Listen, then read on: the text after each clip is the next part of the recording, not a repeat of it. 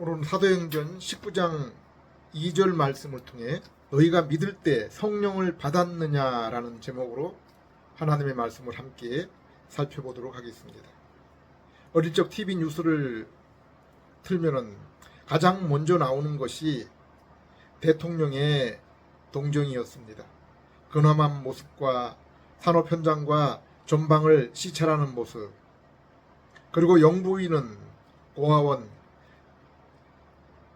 장애인 병동, 나환자 마을을 방문하여 위로하는 모습이 비추어졌습니다. 그래서 그러한 모습들을 보며 그분들은 우리 부모님과는 달리 부부싸움도 하지 않으며 술 취하여 집에 들어오는 그러한 아버지의 모습은 생각하지도 못했습니다. 그러나 장성하에서는 그분도 우리와 같은 인간임을 알게 되었습니다. 그리고 친구의 총탄에 맞아 죽음을 맞이할 때 그 맞이한 자리가 술자리였고 2명의 여인이 시중을 들었던 것으로도 그러한 모습으로도 그분을 폄훼하기보다는 이제 이해하며 그분을 어느 지도자보다 여전히 존경하고 있습니다. 제가 군생활을 하면서 복음을 듣고 교회에 발을 들인 후에 관심을 가졌던 것은 새벽교대에서 아름다운 방언을 오랫동안 기도하는 그러한 성도들의 모습이었습니다. 또한 안수기도로 방언이 터지게 하고 귀신을 쫓아내고 병자를 고치며 예언을 행하는 목사, 부흥사들이었습니다. 그리고 힘든 군생활, 인생사지에서 나를 천국으로 인도하실 주님은 과연 언제 오실까? 재림에 대한 관심이었습니다. 그런데 마태복음 24장 24절에 이렇게 말씀하고 있습니다. 거짓 그리스도들과 거짓 예언 선지자들이 일어나 큰 표적과 기사를 보여 할 수만 있으면 택하신 자들도 미혹하리라. 마태복음 7장 22절 23절에도 이와 같은 말씀을 했습니다.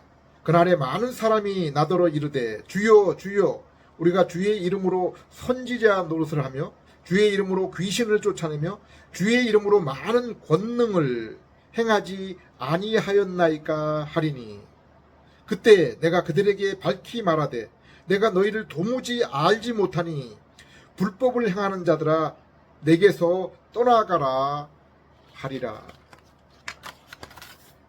왜 예수님은 예수님의 이름으로 복음을 전하는 자, 예수님의 이름으로 귀신을 쫓아내는 자, 그리고 많은 이적을 행하는 자들을 향해서 내가 너희를 도무지 알지 못하는 그러한 자들이며 너희는 불법을 저지르는 자들이라고 하셨습니까? 이 말씀 이전에 20절 말씀을 보면은 그 이유를 알 수 있습니다.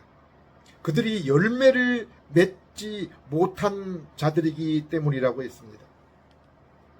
여기 열매는 성령님이 내주하는 증거로 나타난 그러한 인격의 열매입니다. 천국은 21절에 아버지의 뜻대로 행하는 증거가 따라야 하는데 아버지의 뜻이 무엇입니까? 곧 선한 일을 행함, 그리스도의 인격의 모습을 담는 것, 이 일인데 이것은 그들에게 성령님의 내주와 함께 그들의 마음과 인격이 변화할 때 가능한 그러한 일이기 때문입니다. 그러므로 이 열매가 따르지 않는 그들의 그 종교적인 행위, 사역은 바로 열매가 없는 불법을 저지르는 것이라고 예수님께서 말씀하신 것입니다.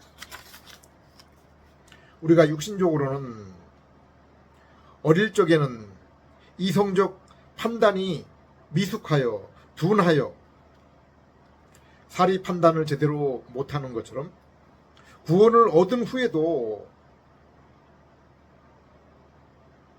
영적으로 새롭게 태어난 그러한 성도들이 영적 분별력이 부족하여 영적으로 어려움을 당할 수 있음을 성경이 언급하고 있습니다. 에베소 4장 14절 이는 우리가 이제부터 어린 아이가 되지 아니하여 사람의 속임수와 간사한 유혹에 빠져 온갖 교훈의 풍조에 밀려 요동하지 않도록 하려 함이라. 예수님 이전에 성경의 인물들, 하나님의 사자, 선지자들 가운데 최고의 인물을 누구라고 했습니까? 세례 요한입니다. 누가복음 7장 28절 내가 너희에게 말하노니 여자가 낳은 자 중에 요한보다 큰 자가 없느니라.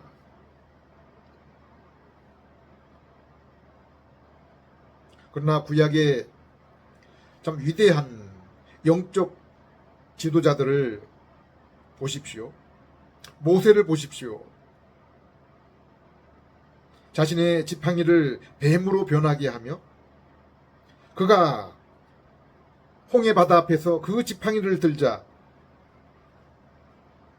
홍해가 열렸습니다. 엘리야와 엘리사를 보십시오. 엘리야가 기도하자 하늘문이 닫혀서 3년 6개월 동안 이스라엘 땅에 비가 오지 않았습니다. 그가 다시 손을 들어 기도할 때에 하늘문이 열려서 3년 6개월 동안 막혔던 그러한 비가 내렸습니다. 이스라엘의 그 선지자 엘리사가 머물렀던 도단성에 18만 5천 명의 아람 군대가 겹겹이 포위했지만은 엘리사는 그 도단성 위에 있는 하늘의 군대가 이보다 크고 강함을 영의 눈으로 미리 볼 수 있었습니다.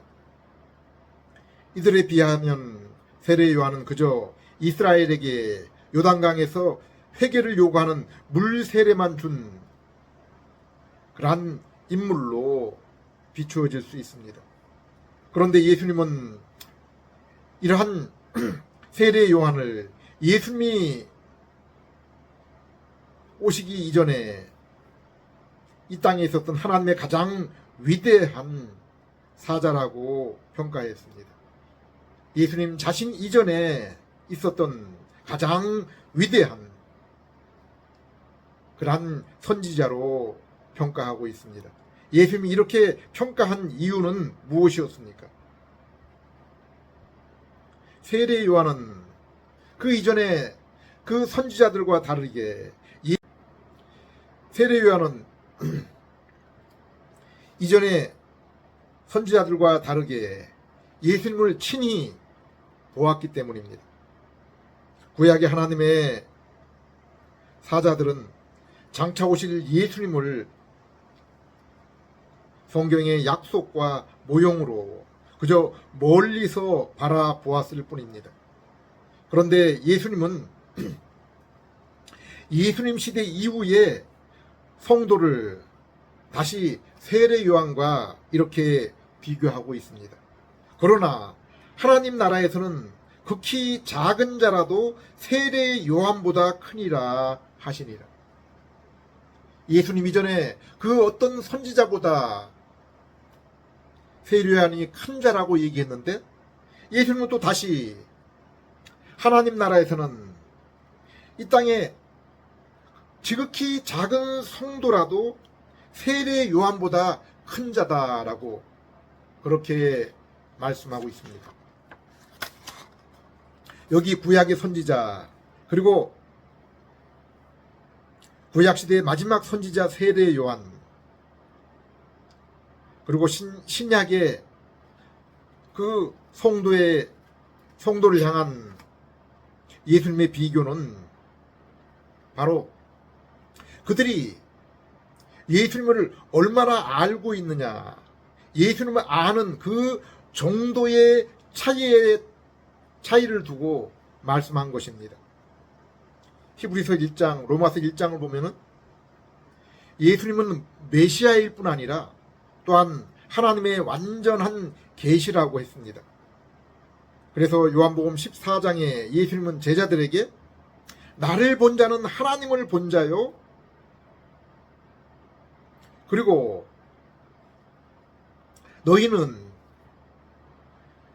주님이 가시는 그 길을 아는 자다, 내가 어디로 가는지를 알고 있는 자다라고 말씀했습니다. 세례 요한은 비록 구약의 성취이신 하나님의 그 약속의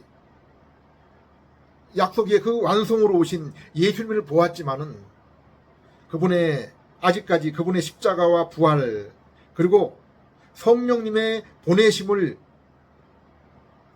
경험하지 못했기 때문에, 비록 그가 두 눈으로 예수님의 그 공생의 일들을 예수님과 함께 보았지만은 아직까지 예수님을 아는 일에 불완전한 상태에 있었던 것입니다.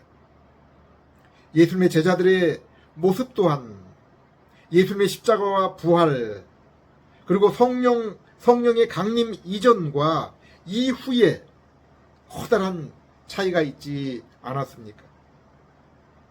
에베소 4장 13절에서 15절, 디모데후서 3장 15절에서 17절을 보면은 하나님이 성도에게 성경과 신약 교회를 주신 그 이유에 대해서 말씀하고 있습니다. 그것은 예수 그리스도의 이름을 힘입어 영생, 곧 새 생명을 얻고, 또한 새 생명을 얻은 성도는 예수 그리스도의 온전한 모습에 이르기까지 자라도록 하기 위해서입니다. 에베소 4장 13절에서 15절,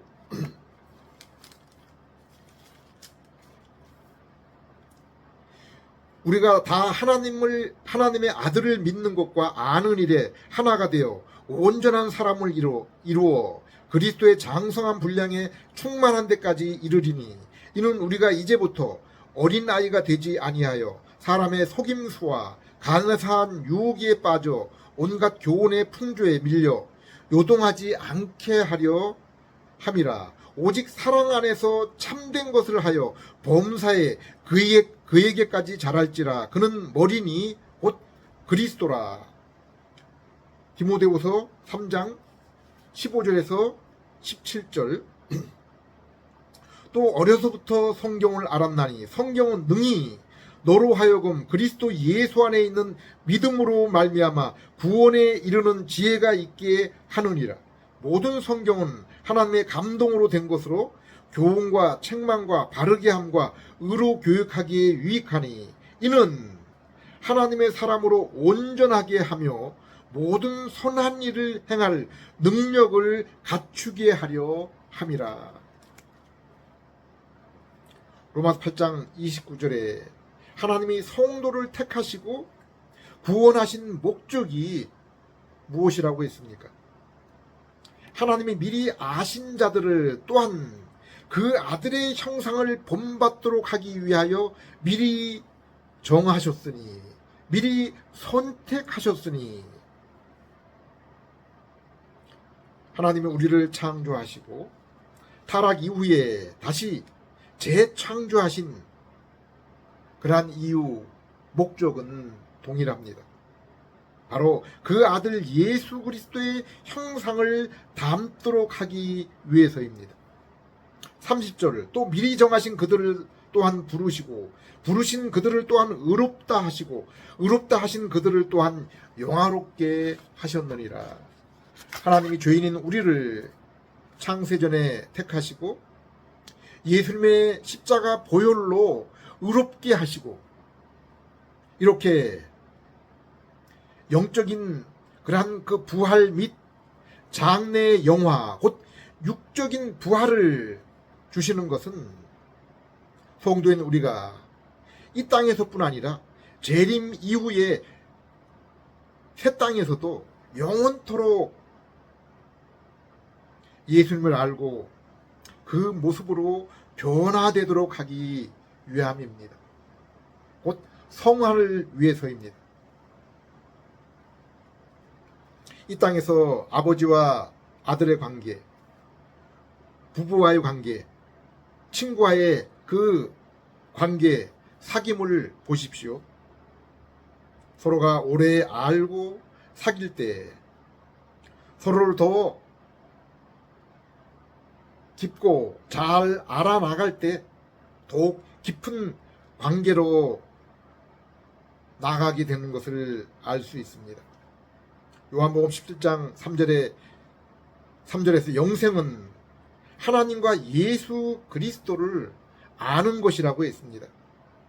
성경에서 말씀하는 천국 그리고 영생은 다른 것이 아니라 바로 하나님을 아는 것, 곧 믿음을 통해서 예수 그리스도를 믿음을 통해서 첫 번째 만남과 하나님과의 그 첫 번째 만남과 그 이후에 우리가 하나님을 더욱 알아나가는, 그리고 그로 인해서 참 인격의 삶이 더욱 변화되어서 성숙되어서 하나님과의 그러한 인격적인 그러한 그 교제, 이것이 바로 천국이고 영생인 것입니다. 창세기 15장 1절을 보십시오. 아브라함에게 주신 하나님의 가장 큰 선물이 무엇이라고 했습니까? 바로 하나님 자신입니다. 신약 성경에서는 하나님이 성자 예수님을 우리를 위해서 십자가에 내어 주셨다고 했습니다. 또한 성령님을 믿는 자들의 그 마음 가운데 선물로 보내주셨다고 했습니다. 성경의 역사를 보십시오. 인생에게서 하나님의 계명, 곧 말씀에 불순종했을 때 하나님이 떠나셨습니다. 그리고 하나님이 떠난 그 인간을 떠난 그 이후에 세상에 그 환경은 변한 것이 없어 보였지만은 하나님이 계시지 않고 그로 인해 그분의 말씀이 없는 세상에서 인간은 스스로 만든 그 공동체의 그 노력으로는 결코 세상의 평화를, 또 인간 스스로 존재하는 그러한 그 공존이 이루어질 수 없었음을 볼 수 있습니다. 홍수 심판 이후에 노아를 통해서 새로운 세상을 만들었지만 마찬가지였습니다. 오늘날 세상도 사람들은 하나님 없이 지식, 부, 그리고 힘이 있으면은 자신의 인생이 그리고 공동체가 행복해질 줄 알고 그것을 얻기 위해서, 그것을 이루기 위해서 모든 노력을 쏟으며 지도자들 또한 내가 그것을 여러분에게 가져다 주겠다라고 공언을 합니다. 그러나 성경은 너희가 알아야 하고 힘써 배워야 할 것은 바로 그러한 것들이 아니라 하나님이 존재하신다는 것과 그리고 그분이 어떤 분이신지를 아는 것, 이것을 위해 힘쓰는 것이라고 했습니다. 에레미야서 9장 23절 24절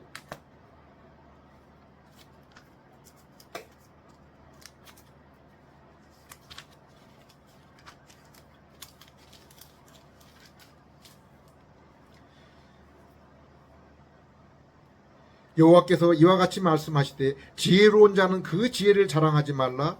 용사는 그 용명을 그 힘을 자랑하지 말라. 부자는 그 부함을 자랑하지 말라. 자랑하는 자는 이곳으로 자랑할지니 곧 명철하여 나를 아는 것과 나 여호와는 사랑과 정의와 공의를 땅에 행하는 자인 줄을 깨닫는 것이라.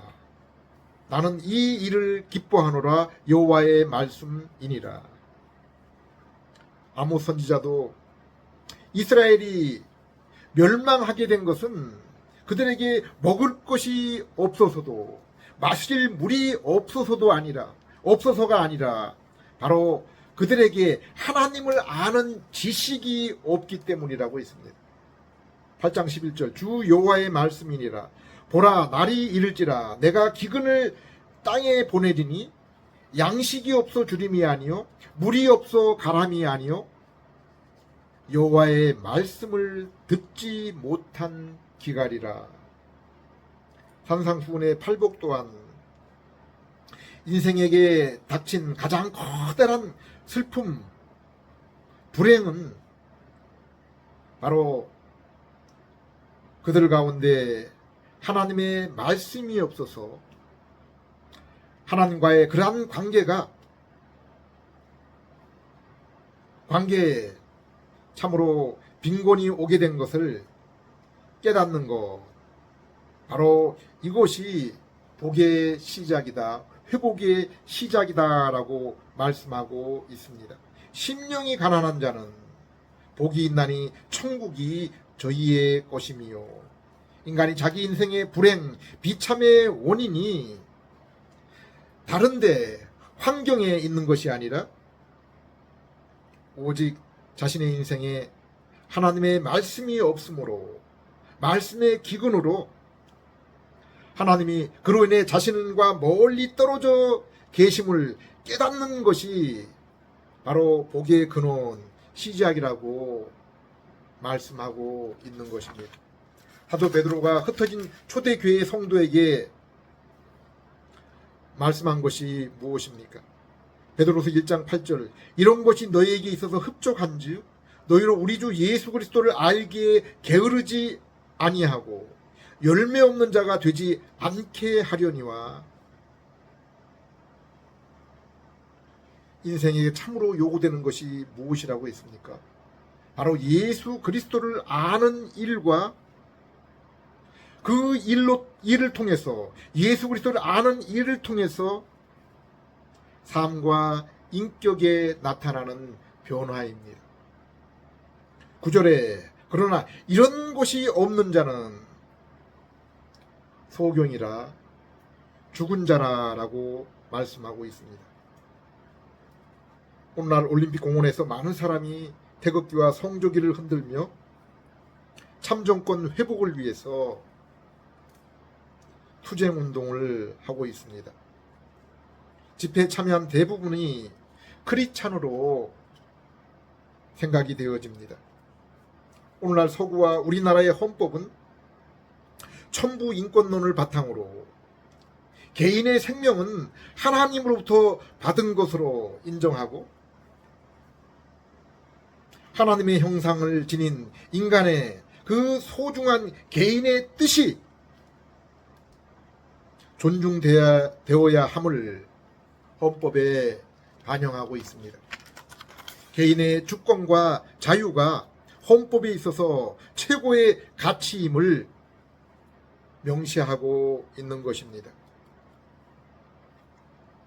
그런데 언제부터인가 우리나라 선거에서 이러한 참정권이 올바르게 행사되고 있는지 심각한 그 의문을 갖게 된 것입니다.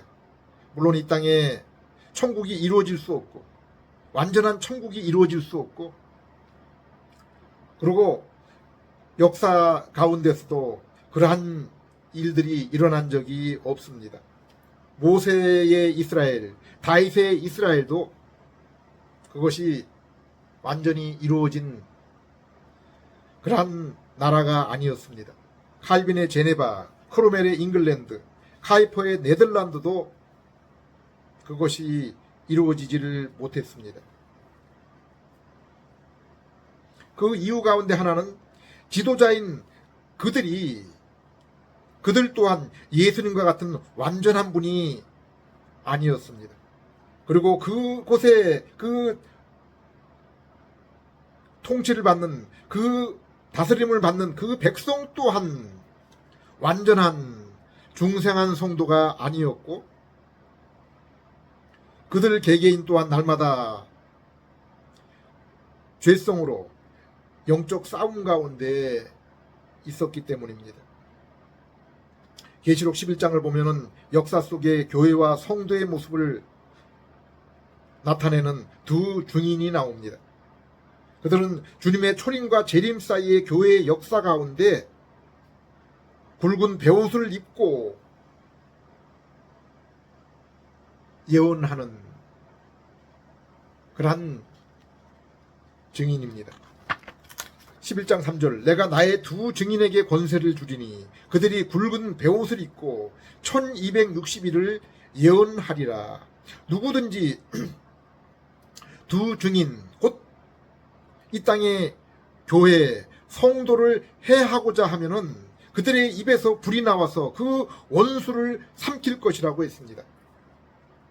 그러나 13장 7절을 보면은 세상의 권세가 성도와 싸워서 이기는 모순된 그러한 말씀처럼 보이는 구절이 나옵니다. 또 권세를 받아 성도들과 싸워 이기게 되고 각 족속과 백성, 방언과 나라를 다스리는 권세를 받으니 마귀와 세상 권세가 교회를 다스리고 이기게 된다고 했습니다. 사도행전의 초대교회와 지금까지 기독교회의 역사를 보십시오. 그리고 성경과 기독교회의 그 믿음의 성도들의 모습, 그리고 성도 자신의 모습을 보십시오. 성도는 이 땅에서 있는 기간에 굵은 베옷을 입었다고 했습니다. 이것은 성도의 이 땅을 살아가면서 회개와 겸손의 그러한 그 나그네의 모습입니다. 멸망의 도성, 이 땅의 죄와 그 정욕을 거스리는 그러한 삶을 살며 또 이 땅에 참된 소망의 메시지를 전달하는 증인의 모습입니다. 성도의 삶의 발걸음은 죄악된 세상과 육신의 정욕, 그 죄성과 다른 길을 가면서, 그리고 어두움 가운데 빛된 말씀, 거룩한 삶의 그 증인으로 살아가면서 마땅하게 고난을 겪을 수밖에 없습니다. 그러나 영의 부활, 예수님의 십자가 부활을 통해 얻은 새 생명을 통해서 주님과의 그 눈에 보이지 않는 영적 교제로 인해서 성도는 이 땅에 그 세상에서 당하는 그 고난을 훨씬 뛰어넘는 위로의 삶을 또한 경험하고 살아가고 있는 것입니다. 이 땅이 당하는 고난에 한국 교회와 성도가 그러므로 먼저 정신을 차리고 무엇보다도 자기 자신이 하나님과 말씀 앞에 어떤 관계에 있는지를 살피고 회개하며 바른 믿음에 서는 일이 무엇보다도 시급합니다. 마지막 때에 저 북한과 중국에 누가 이 땅의 어느 민족의 교회가 그들에게 복음을 전하겠습니까? 저는 이 민족의 교회가 그 도구가 되리라 생각합니다. 그리고 하나님의 손에 붙들림을 입은 그 도구가 되기 위해서 먼저 정결하게 준비되고 손질이 되어야 하는 것입니다. 사도행전 19장 2절에 바울이 에베소에서 성도들에게 물어보았습니다. 너희가 믿을 때에 성령을 받았느냐? 이르되 아니라 우리는 성령이 계심도 듣지 못하였노라.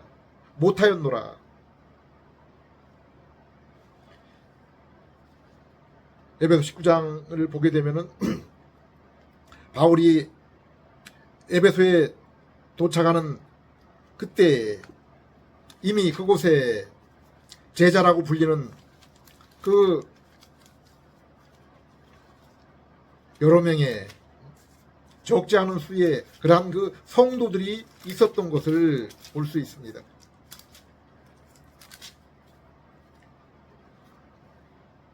아볼로가 고린도에 있을 때 바울이 윗지방으로 다녀 에베소에 와서 어떤 제자들을 만나 이르되 너희가 믿을 때 성령을 받았느냐? 이르되 아니라 우리는 성령의 계심도 듣지 못하였느니라.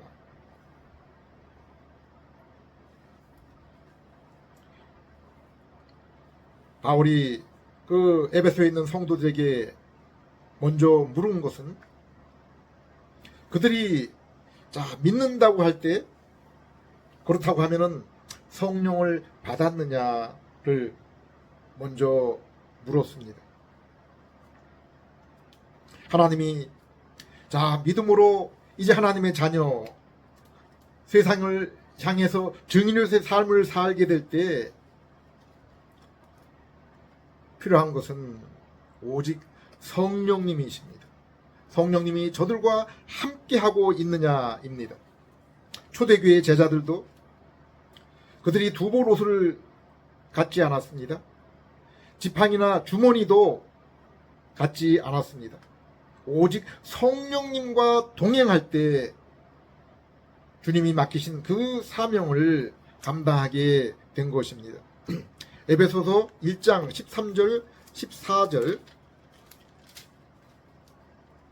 그 안에서 너희도 진리의 말씀 곧 너희 구원의 복음을 듣고 그 안에서 또한 믿어 약속의 성령으로 인침을 받았으니 이는 우리 기업의 보증이 되사 그 얻으신 것을 속량하시고 그의 영광을 찬송하게 하려 하심이라.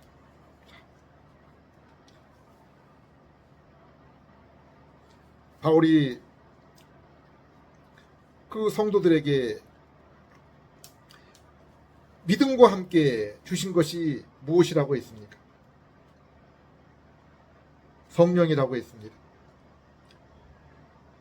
믿는 자에게는 성령님의 인침, 곧 구원의 증거가 있다고 했습니다. 말씀을 사랑함과 그리고 인격의 열매의 나타남, 자신의 삶 속에서 이러한 증거를 통해서 내가 하나님의 그 자녀된 구원받은 그 인침이 있는 것을 아는 것입니다. 또한 기업의 보증이 된다고 했습니다. 성령께서 우리의 인침과 기업의 보증이 되는 것입니다. 여기에 기업의 보증은 우리가 하늘나라에서 얻게 되는 그 천국을 이 땅에서 미리 경험하고 또 미리 맛보는 것입니다. 그 보증으로는 의, 곧 하나님과의 바른 관계를 통해서 성도가 이 땅에서 말할 수 없는 그 평안과 환경을 초월한 뛰어넘는 그 담대함, 그리고 세상이 빼앗을 수 없는 그 기쁨을 경험하는 것입니다. 그리고 세상에서 당하는 그 환난, 고난 가운데서도 성령께서 주시는 그 인내로 말미암아서 더욱 깊은 성품의 변화로 하나님과의 그 동행, 나라, 임재를 이 땅에서 더욱 깊게 경험하는 것입니다. 에베소 1장 10절에 장차 오직 예수 그리스도께서 왕으로 영원히 다스리는 그 왕으로 임할 것이라고 있습니다. 골로새서 2장 9절 10절에는 예수님의 육체 안에 그 신성에 그 충만히 거하시는 것처럼 너희 또한 우리 또한 이제 예수님 안에서 하나님의 그 형상으로 하나님의 신성으로 충만하게 되었다고 했습니다. 골로새 3장 11절에는 오직 그리스도는 모든 것이요 우리의 모든 것이요 그리고 모든 성도 안에 계신다고 했습니다. 오직 그리스도는 만유시요 만유 안에 계시느니라. 요한복음 8장 47절은 이렇게 말씀하고 있습니다. 하나님께 속한 자는 하나님의 말씀을 듣나니 너희가 듣지 아니하면 하나님께 속하지 아니하였기 때문이라. 요한복음 10장 27절 내 양은 내 음성을 들으며 나는 그들을 알며 그들은 나를 따르느니라.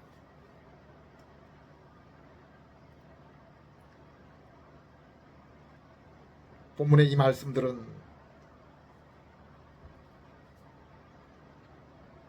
십자가 그 부활의 소식, 그 성경 말씀이 바로 죄인을 성령님의 중생과 내주로 인도하여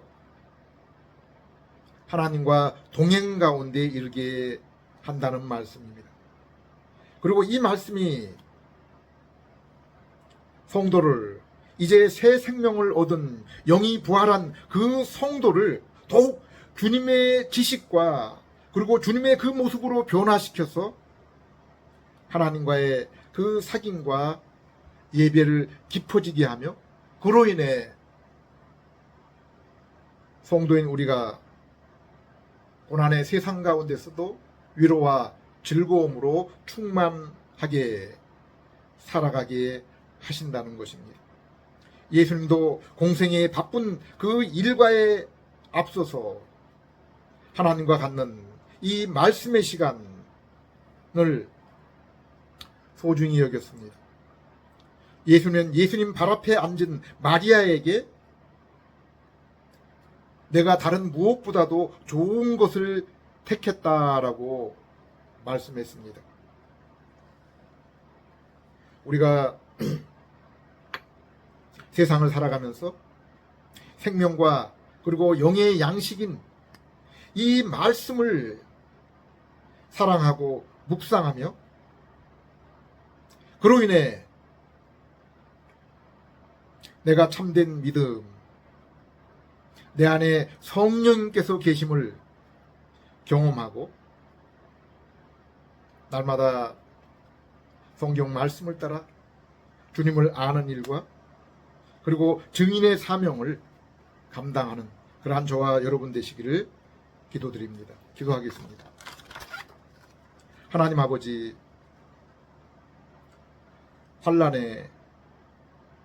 혼란한 세상을 보면서 성도인 저희가 오늘도 이것이 경제적인 문제가 아니고 정치적인 문제가 아니요 바로 참 말씀의 문제, 하나님과의 관계의 문제인 것을 볼 수 있게 해 주시옵소서. 소돔에서 의인 10명, 예루살렘에서는 의인 1명이 없어서 멸망한 일을 기억합니다. 저희 삶에 다시 한번 하나님의 말씀이 거하며 그로 인해 성령님이 함께 하시는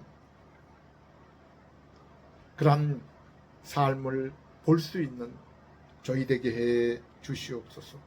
그리하여 모든 것 되시는 예수님 알기를 힘쓰며 그 모습으로 변화되기를 힘쓰는 그러한 저희 되게 해 주시옵소서. 예수님 이름으로 기도드립니다.